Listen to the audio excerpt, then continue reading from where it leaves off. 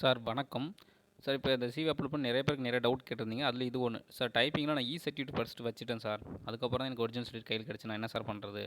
ஏன்னா என்னுடைய விண்ணப்பம் ஏற்றுப்பாங்களா இல்லை ரிஜெக்ட் பண்ணிடுவாங்களா சார்? இதுக்கு எப்படி சார் நான் லெட்டர்லாம் வைக்கிறது இல்லை என்ன சார் பண்ணிட்டோம் அப்படின்னு நிறைய பேர் கமெண்ட் பண்ணியிருந்தீங்க. ஓகேங்களா? ஸோ அவங்களுக்கு தான் இந்த வீடியோ. சார் நீங்கள் ஷார்ட் ஹேண்டும் அந்த டைப்பிங் முடிச்சிருந்தீங்க அப்படின்னா ஃபஸ்ட்டு வந்து இப்போ தான் ஒரிஜினல் கை கிடச்சிச்சு அப்படின்னா நீங்கள் என்ன பண்ணலாம்னா பாருங்கள், இது கொடுத்துருக்காங்க பாருங்கள் இன்ஸ்ட்ரக்ஷனு. விண்ணப்பதாரர் இணையவழி விண்ணப்பத்தில் உரிமை கோரிய தட்டச்சு அல்லது சுருக்கெழுத்து தகுதிகளை அறிவிக்கை நாளொன்றோ அறிவிக்கை நாளுக்கு முன்னரோ கட்டாயம் பெற்றிருப்பதன் அச்சான்றிதழ்களை பதிவேற்றம் செய்ய சமர்ப்பிக்க வேண்டும். தவறினால் விண்ணப்பம் உரிய நடைமுறைக்கு பின்னர் நிராகரிக்கப்படும் அப்படின்னு சொல்கிறாங்க. ஓகேங்களா? அடுத்து பாருங்கள், தட்டச்சு சுருக்கெழுத்து சான்றிதழ் அறிவிக்கை பின்னர் வழங்கப்பட்டிருக்கும் நேர்வுகளில் விண்ணப்பதார் தேர்வு முடிவில் அறிவிக்கை நாளுக்கு முன்னரோ அல்லது அறிவிக்கை நாள் வெளியிடப்பட்டதுக்கான ஆதார சான்றிதழை கட்டாயம் பதிவேற்றம் செய்ய வேண்டும். சார் எனக்கு வந்து ஒரிஜினல் வந்துட்டு பின்னாடி தான் சார் ரிசீவ் ஆச்சு. பட் ஆனால் அதுக்கு முன்னாடி உங்களுக்கு சர்டிஃபிகேட் ஒன்று கிரெடிட் ஆகிருக்கும்ல, வந்திருக்கும்ல, அதை வச்சிருக்கணும்.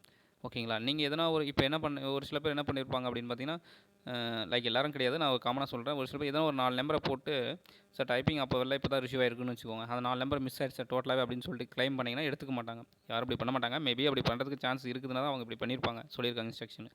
ஒரு பழைய சர்டிஃபிகேட் நம்பர் இப்படி தான் வரும் டைப்பிங்னா ஒரு 12 நம்பர் வரும்னு வச்சுக்கோங்க. அதை போட்டோன்னு வச்சுக்கோங்க, சார் சர்டிஃபிகேட் நம்பரே எல்லாம் மாறிடுச்சு, தப்பாக போட்டேன் அப்படின்னு சொல்லி இப்போ நீங்கள் ரிசீவ் பண்ணிருக்கீங்கன்னு வச்சுக்கோங்க ஒரிஜினல். அதனால் நீங்கள் டைப்பிங்க்கு வர முடியும்னா அந்த விதிமுறைகளுக்கு எடுத்துக்க மாட்டாங்க. ஓகேங்களா? ஏன்னா நீங்கள் அப்போ ஒரு நம்பர் கொடுத்தீங்கன்னா உங்களுக்கு டைப்பிங்கில் வந்திருக்கும் மார்க்கு ஸ்கோரில், அதில் 1:2 ரேஷியோ அந்த ரேஷியோவில் வந்திருப்பீங்க. பட் ஆனால் நீங்கள் கவுன்சிலிங் போகும்போது அன்றைக்கி ஒரு நம்பர் கொடுத்து இதை பண்ணிட்டேன்னா உங்களை ஏற்றுக்க மாட்டாங்க. ஏன்னா நீங்கள் கொடுத்ததுக்கான டாக்குமெண்ட் கேட்பாங்க, மூலச்சான்றிதழ் அதான் சொல்கிறாங்க. தட்டச்சு அல்லது சுருக்கெழுத்து சான்றிதழ் அறிவிக்கை பின்னர் வழங்கப்பட்டிருக்கும். நோட்டிஃபிகேஷன் பின்னாடி உங்களுக்கு ஒரு வேளை வந்துருச்சுன்னா அதை இப்போ தான் நிறைய பேர் ரிசீவ் பண்ணியிருக்கீங்க. அதனால தான் ஏன்னா நிறைய பேர் எனக்கு கமெண்ட் கேட்டீங்க, என்கிட்ட சர்டிஃபிகேட் இருந்துச்சு, நான் அதை வச்சு போட்டேன், இப்போ ஒரிஜினல் வந்துருச்சு, நான் ஒரிஜினல் தூக்கிட்டு போகலாமான்னா ஓகே சார், 2 சர்டிஃபிகேட்டும் நீங்கள் தூக்கிட்டு போகலாம், ரெண்டுமே அப்லோட் பண்ணுங்கள். இப்போ சர்டிஃபிகேட்டும் அப்லோட் பண்ணுங்கள், ஒரிஜினல் சர்டிஃபிகேட் ரெண்டுமே ஒரே இதில் வர மாதிரி அப்லோட் பண்ணுங்கள். உங்களுக்கு டைப்பிங் கேட்குது இல்லையா, அதில் வந்துட்டு காலமில் நீங்கள் ரெண்டுமே அப்லோட் பண்ணி ஆகணும்.